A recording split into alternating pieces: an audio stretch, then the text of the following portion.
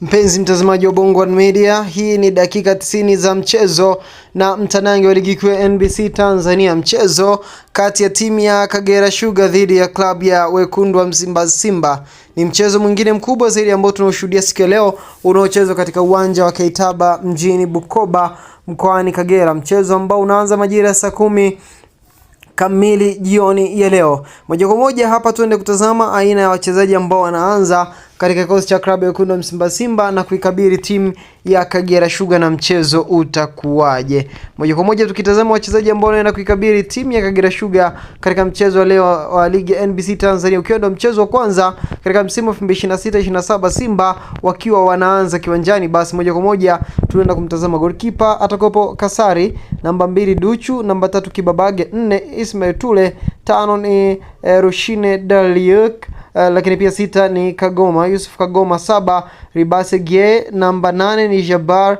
9 ni Dombia, 10 ni Morris Abraham na 11 Anicet Yaura. Upande wa substitution atakopo Aber, Chirambo, Mrigo, Vedasus, Semfuko, Msimu, Maema, Mpanzu, Chama pamoja na Keletso. Hicho ndo kikosi cha kwanza cha upande wa klabu ya Wekundu wa Msimbazi Simba na wale wachezaji ambao wataitanguliza Simba leo katika mchezo wa ligi kuu ya NBC Tanzania, ukiwa ni mchezo kwanza wa ligi kuu katika msimu wa 2026-27.